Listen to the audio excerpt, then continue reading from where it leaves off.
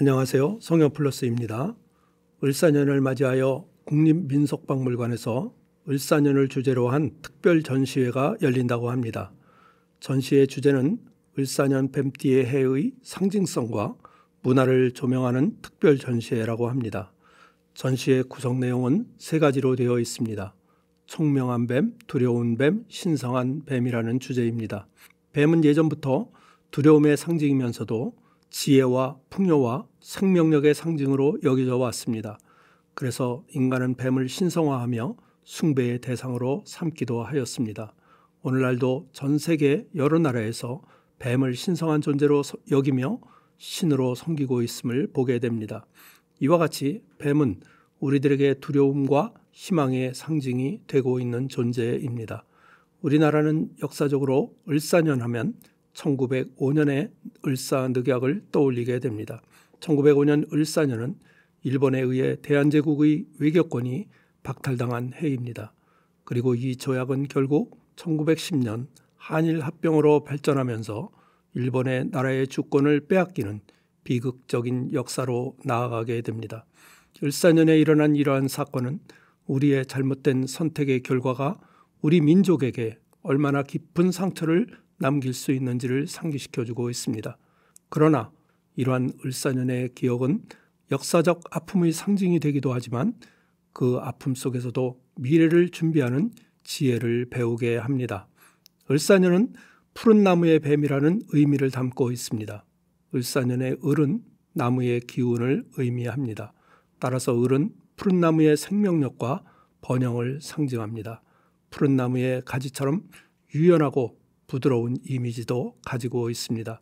푸른색은 희망과 치유를 상징하며 푸른 나무는 지속적인 성장을 뜻하기도 합니다. 한편 사자는 뱀을 상징합니다. 뱀은 두려움의 대상이기도 하지만 지혜와 통찰력을 가진 신비한 존재로 여겨지기도 합니다.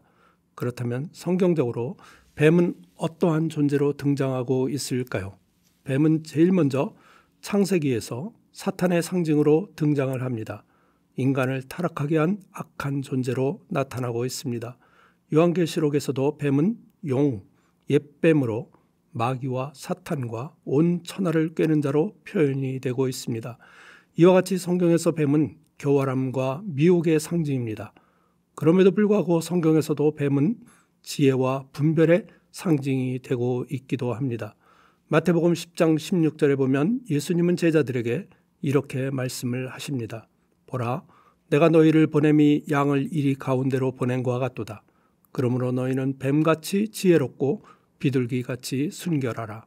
예수님은 제자들이 세상에 나가서 복음을 전할 때 수많은 도전과 위험에 직면하게 될 것을 알고 계셨습니다. 그 이유는 제자들은 양과 같은 존재들이기 때문에 그렇습니다. 그러나 이 세상은 이리 때가 득실거리는 곳과 같습니다. 오늘날 성도들은 이 세상 속에서 양처럼 순결하며 하나님의 말씀과 성령의 인도에 따라 살아가는 자들입니다. 이리는 성경에서 잔인함과 탐욕과 악을 상징하고 있습니다. 그래서 성도들은 죄 많은 이 세상에서 끊임없는 도전과 위험에 직면하게 될 것을 말씀하고 계신 것입니다. 그러나 예수님은 우리들이 이 험난한 세상을 이기며 살아갈 수 있는 두 가지 덕목을 말씀하여 주고 계십니다. 첫째로 그리스도인들은 뱀같이 지혜로운 삶을 살라고 하십니다. 뱀은 자연 속에서 위험을 감지하며 환경에 따라 신중하게 행동하는 동물입니다. 뱀은 주변 상황을 철저히 분석하고 필요할 때 신속히 움직입니다. 그래서 뱀은 지혜와 통찰력의 상징이 되고 있습니다. 또한 뱀은 주기적으로 허물을 벗어내는 탈피의 과정을 거칩니다. 이는 뱀이 환경의 변화를 무서워하지 아니하고 끊임없는 새로운 성장을 이루어가는 하나의 상징이 되고 있는 것입니다. 그러므로 우리들도 변화와 성장을 두려워하지 말고 하나님의 말씀과 기도로 그분의 지혜를 구하여야 할 것입니다. 야고보서 1장 5절에 보면 너희 중에 누구든지 지혜가 부족하거든 모든 사람에게 후히 주시고 꾸짖지 아니하시는 하나님께 구하라. 그리하면 주시리라고 말씀하고 있습니다. 두 번째로 예수님은 비둘기같이 순결한 삶을 살라고 하십니다. 비둘기는 성경에서 순결과 평화의 상징으로 등장을 하고 있습니다. 노아의 홍수 사건에서 비둘기는 물이 줄어들었음을 알리는 희망의 상징이 되었습니다. 또한 비둘기는 순결하고 깨끗한 동물로서 하나님께 기쁘게 드려질 만한 희생 제물로 여겨져 왔습니다. 비둘기의 부드러운 행동과 평온한 움직임은 인간에게 신뢰와 순결의 이미지를 심어준 것입니다. 또한 비둘기는 성령의 온전하심과 평화로움의 상징이 되기도 합니다. 예수님께서 세례 요한에게 세례를 받으실 때 성령이 비둘기같이 내려오셨다고 합니다. 이때 비둘기는 성령님의 임재를 상징하고 있습니다. 그러므로 예수님께서 비둘기같이 순결하라고 하신 말씀은 성령의 인도하심을 따라 순결한 삶을 살아가라고 하는 의미입니다. 우리 그리스도인들은 하나님의 말씀에 따라 세상의 유혹에 물들지 말고 믿음의 순수성을 지키며 성령님과 함께 동행하는 삶이 필요한 것입니다.